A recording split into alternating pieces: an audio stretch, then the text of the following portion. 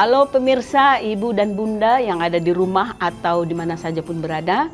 Kita bertemu kembali dalam acara atau program Tiba, Tanya Ibu dan Bunda. Bersama saya Ibu Rosti Malimunte dan saya ditemani oleh Bunda Dr. Immaculata Umiyati. Selamat pagi Bunda. Pagi Bu Ros.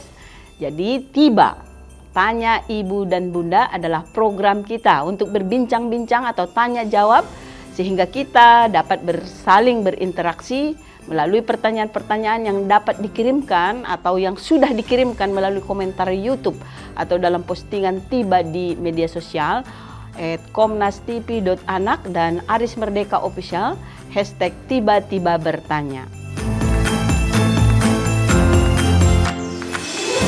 Bunda Ima, pagi ini atau hari ini kita mau membahas seputar apa ini? Ya, hari ini kita akan membahas, padahal sebetulnya Bu Ros kalau cuma dibahas di waktu yang sesempit ini sebetulnya sangat tidak cukup karena materi yang akan kita bawakan adalah tentang sex education dan ya memang untuk anak kebutuhan khusus ya.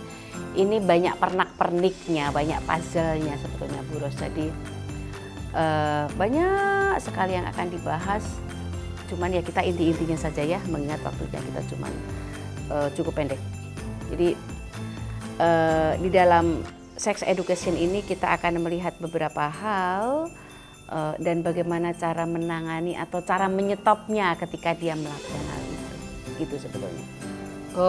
Bunda Ima, ini kita membahaskan pengalaman langsung ini Ya, oleh Bunda, ya. Artinya di Sekolah, ya, di sekolah di sekian puluh asrama. tahun ya. Nah, dan ini lebih banyak saya kira karena saya sudah melihat lebih banyak anak laki-laki. Betul. Jadi kita akan membahas hari ini speknya ya tentang anak laki-laki kaitannya dengan sex education. Saya pikir itu ya. Jadi oleh karena itu pertanyaannya ya mungkin ini juga dipertanyakan oleh para bunda di rumah, apakah anak-anak yang berkebutuhan khusus atau anak autis ini punya ketertarikankah terhadap lawan jenisnya?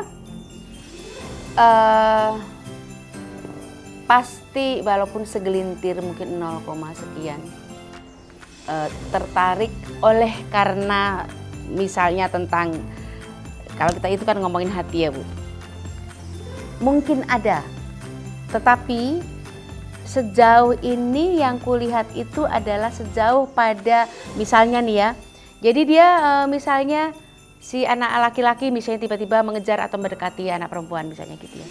Itu yang saya amati sekian puluh tahun bukan karena pribadi, tetapi karena bajunya, anak ini terobsesi warna kuning.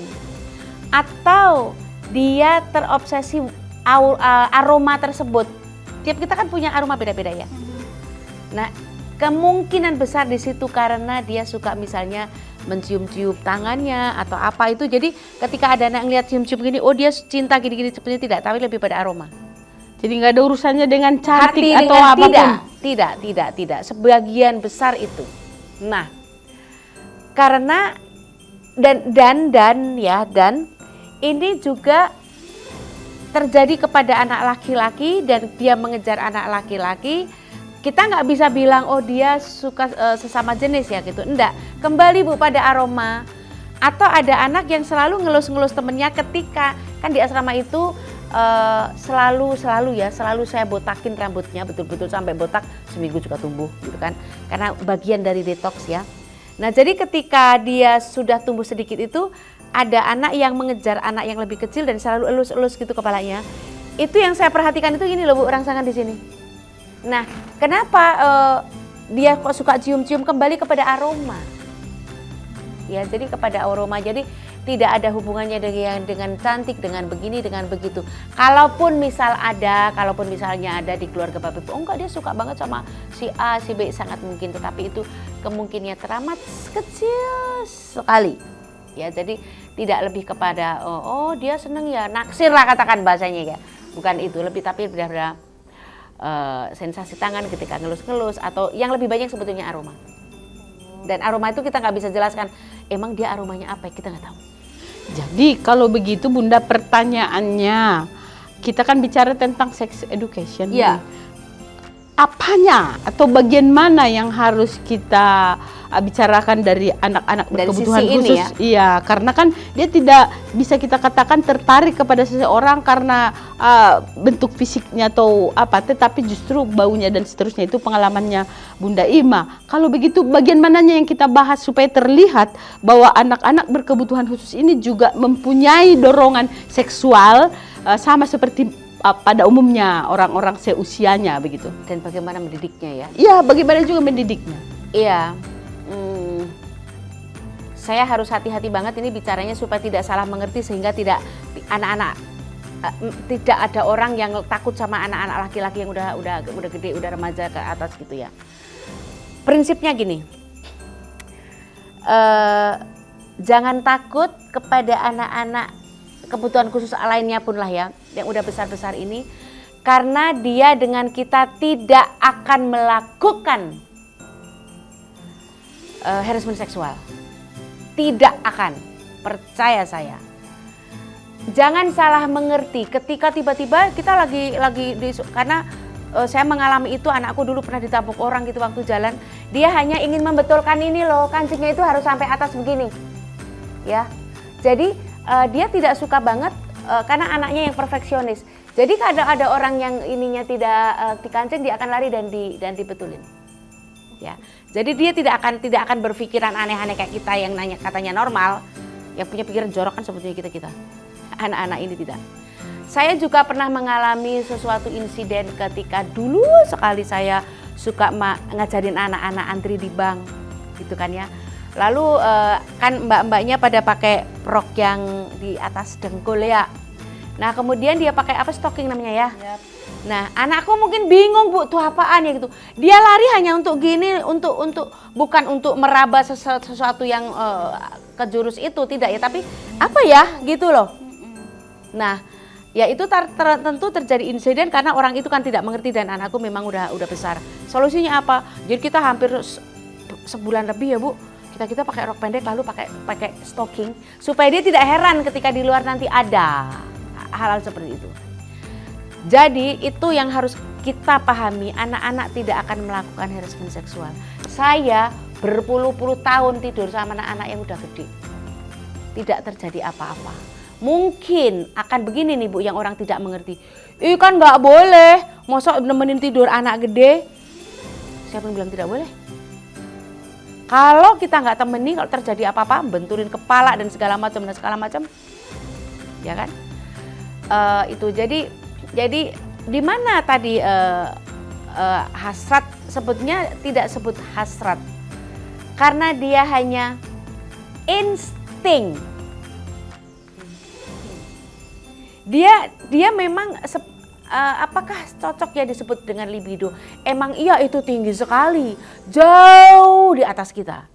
Karena anak-anakku itu bisa masturbate sehari sekian kali loh. Setiap ada kesempatan. Maka dari itu sebetulnya kalau ada waktu atau ibu-ibu boleh tanya langsung ke saya, apa dampak negatif dari kesehatannya kalau dia melakukan itu. Ini yang harus kita pelajari. Karena dampak kesehatannya besar sekali. Ya, tapi saya tidak bisa bahas di waktu yang sangat sempit ini. Jadi,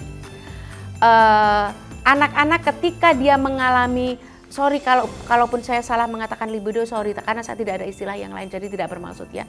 Kalau anak-anak itu libidonya seperti itu, langsung kita ambil sikap satu, sama sekali jangan makan daging merah. Ya. Dan jangan pakai bumbu-bumbu yang pedes, panas, menyengat, merica, pala, ya. Itu sangat menyengat dan itu akan menaikkan akan menaikkan itu. Saya juga tidak bisa sebut, Bu, dia bisa masturbate berapa kali. Tergantung di kesempatan dan bahkan anak-anak ini sama duduk aja bisa, Bu. Ini lagi kemandirian nih.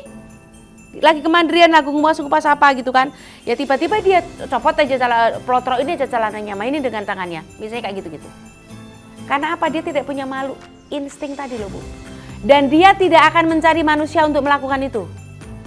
Maka ibu-ibu, Tidak usah membangunkan macan tidur, diajarin ini loh yang namanya payudara, ini yang enggak perlu. Ya, karena banyak sekali yang melakukan kesalahan itu. Enggak perlu. Ini yang namanya payudara, ini loh celana dalam perempuan begini-begini. Enggak usah. Enggak ada untung-untungnya, enggak ada penting-pentingnya. Kalau ibu ajarkan itu, nah ini banyak sekali kasus, malah di sekolah gurunya dicemek. Karena ini macan tidur sudah dibangun kok ada begini. Terbawa banyak sekali kasus-kasus itu di sekolah. Yang dibuka roknya lah gurunya, yang dicemek lah payudaranya. Ya jadi nggak perlu ya ibu-ibu di rumah mengajarkan itu, nggak ada gunanya. Nah sekarang bagaimana selain tadi dari sisi makanan dari diet ya Bu, bagaimana ya cara mendidiknya supaya tidak melakukan itu? Nggak ada. Karena itu dari dalam dirinya aja, kita hanya meminimalisnya lewat makanan tadi. Tapi untuk betul-betul ditutup nggak bisa. Nggak bisa. Kan kita tidak akan dong melakukan, oh kalau gitu disuntik ini itu, misalnya supaya nggak supaya juga nggak melakukan itu. Nggak bisa, itu karena memang di dalam tubuhnya sangat alami sekali. Nah cara mendidiknya saja, misalnya karena ini 5 tahun aja sudah loh anak-anak itu. Anak-anak itu 5 tahun sudah tengkurap dan melakukan gerakan-gerakan sebagaimana umumnya orang making love. Itu kan alami banget. Tidak lihat di mana-mana, tidak ada yang ngajarin. Ya kan? Nah, kalau dengan anak-anak kecil paling kita masih sangat halus. Ngapain, Dek? Nah, dialihkan. Misalnya diajak makan, diajak apapun, pokoknya dialihkan dari kegiatan ini. Nah, saya berbeda menghadapinya kalau ini terjadi kepada anak yang sudah besar. Sudah 14, 15 gitu ya, ke atas gitu. Ini saya lebih tegas, lebih cengkrem. Artinya gini, kembalikan tadi kita tidak bisa menutup bahwa itu tidak akan dilakukan. Kalau itu terjadinya di luar, pokoknya dia melakukannya ada orang, di luar lah misalnya sedang tadi melakukan suatu kegiatan gitu ya. Itu saya pasti agak tegas. Ngapain tangannya? Cuci tangan sekarang. Dan saya enggak, ayo ngapain sayang, ayo dong cuci tangan. Enggak, saya gitu, karena tegas. Tapi kalimatnya saya tetap kalimat bagus. Tidak usah seperti itu. Kamu sedang ngupas bawang merah. Sekarang cuci tangan kesini lagi. Gitu. Terus dia tahu bahwa aku awasin gitu kan. Karena mataku langsung ke sana terus. Tangannya ke sini, tangannya ke sini, tangannya ke sini. Aku begitu terus. Tapi ketika dia itu di dalam waktu tidur dan dia melakukan itu tidak ada siapa-siapa, ya saya tidak akan banyak ribut. Oke, selesaikan. Tapi dia tahu betul bahwa tidak ada siapapun.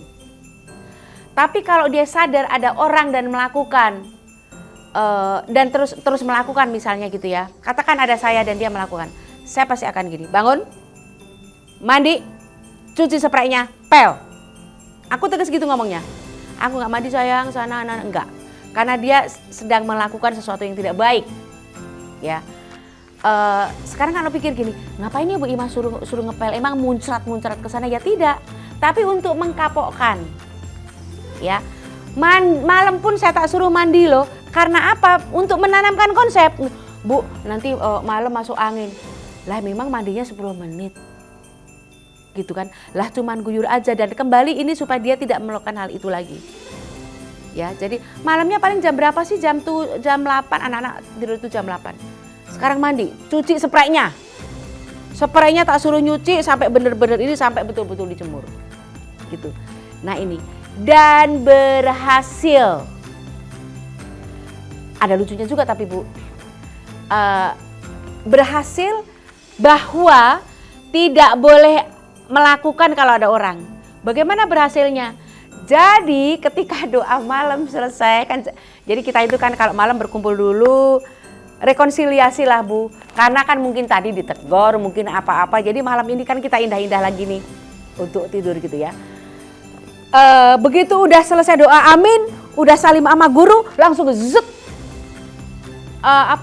Buru-buruan mana duluan, karena dia langsung mau tengkerup melakukan itu. Artinya dia tahu bahwa aku tidak boleh melakukan kalau ada orang, maka dia buru-buru saling duluan. Jadi itu konsep, oh berarti anak-anak ini cukup mengerti bahwa tidak boleh melakukan kalau ada orang. Begini Bunda, Ini kan hal yang sangat sensitif ya, Ya. tapi para ibu dan bunda yang ada di rumah supaya kita melihatnya secara proporsional dan kita betul-betul terbuka hatinya Ya. untuk melihatnya, karena Ya. ini sesuatu yang tidak lazim untuk dibahas, tetapi harus dibahas karena Penting. kita sedang bicara tentang anak berkebutuhan khusus. Iya. Nah, hal yang pertama tadi saya dengar dari penjelasannya adalah hal yang tidak lumrah itu ternyata kita harus mampu menerimanya ketika dia melakukan itu. Kita tidak langsung bilang bahwa dia akan memperkosa kita atau Ya. akan melakukan haras terhadap kita. Bukan, ternyata. Itu sesuatu yang didasarkan atas insting. Ya. Oleh karena itu bagaimana mengontrolnya, bagaimana mengondisikannya supaya dia tidak mengganggu orang lain, itu yang terpenting. Tetapi itu adalah sesuatu yang harus kita pahami, memang harus dilakukannya karena sesuai dengan perkembangan hormonalnya Ya, atau libido yang ada di dalam tubuhnya. Ini sesuatu yang sangat penting saya kira para bunda yang ada di rumah, supaya kita menerima penjelasan dari bunda yang ahlinya memang betul-betul dengan pemikiran yang terbuka dan hati siap untuk mendengar segala informasi ini, supaya kita dapat mengerti dan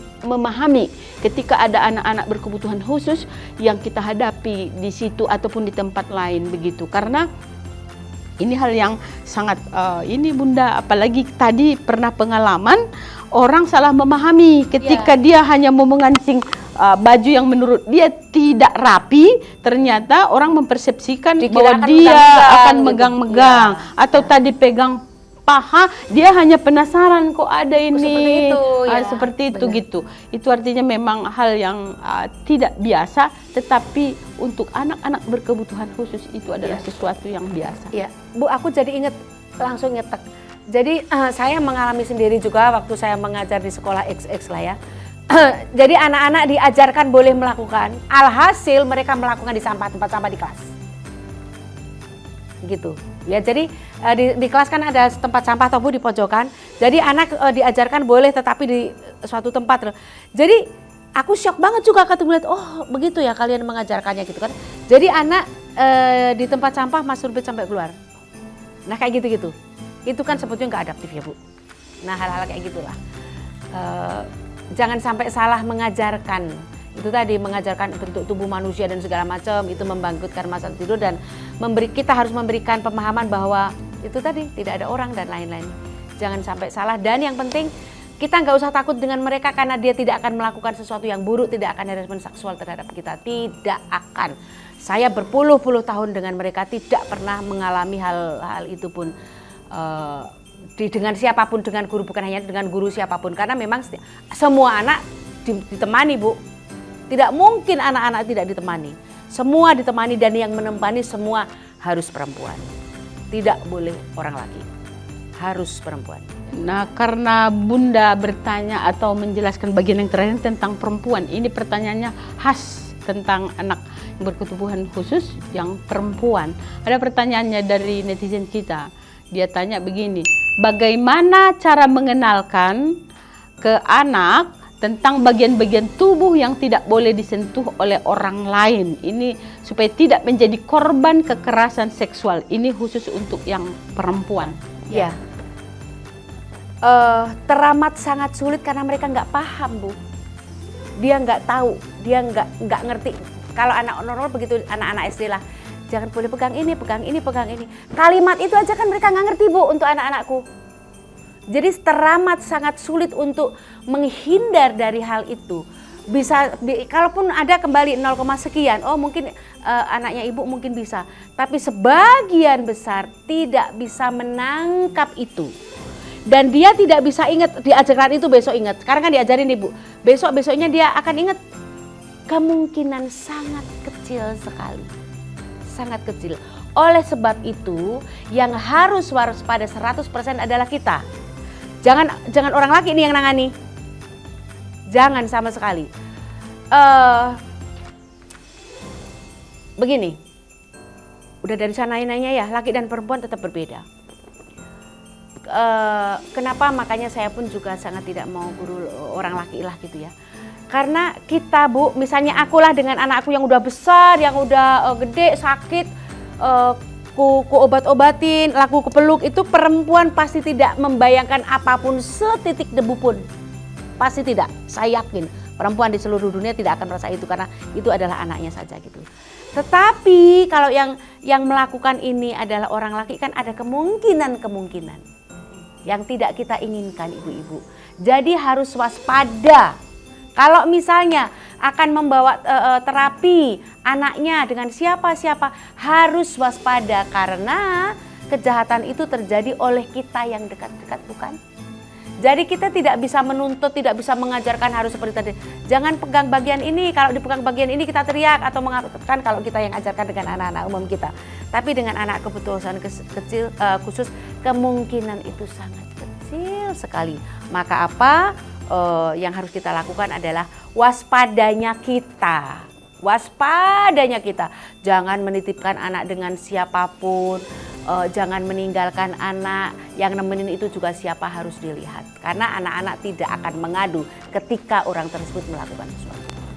Jadi para bunda yang ada di rumah, ini kita tidak dalam rangka mendiskreditkan laki-laki. Tapi ternyata pengalamannya Bunda Ima selama ini, semua yang menangani anak-anak yang ada di sekolahnya atau di boarding school yang Semua ditangani, perempuan. semua itu perempuan yang sudah dilatih dan mempunyai panggilan untuk itu.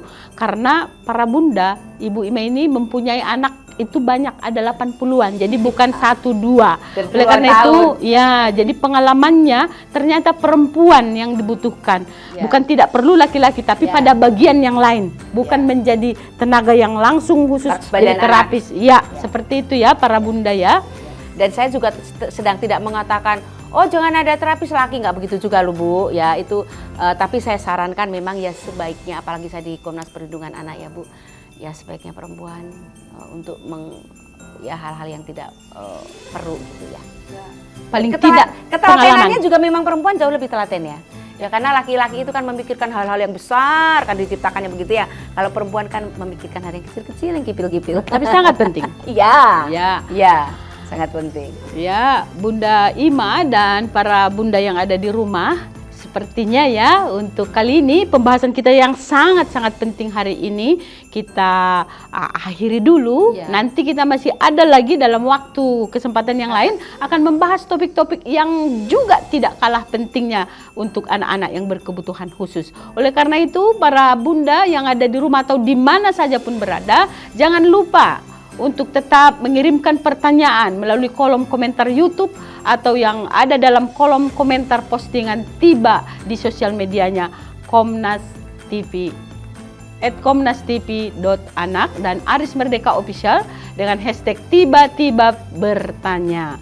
Pertanyaan tentang seputar anak-anak berkebutuhan khusus teruslah sampaikan kepada kami dan dukung terus program ini. Program Tiba, Tanya Ibu dan Bunda di YouTube channel Aris Merdeka Official dengan cara like, comment, share, and subscribe. Saya kira begitu dulu ya Ibu ya. Sampai berjumpa. Terima kasih.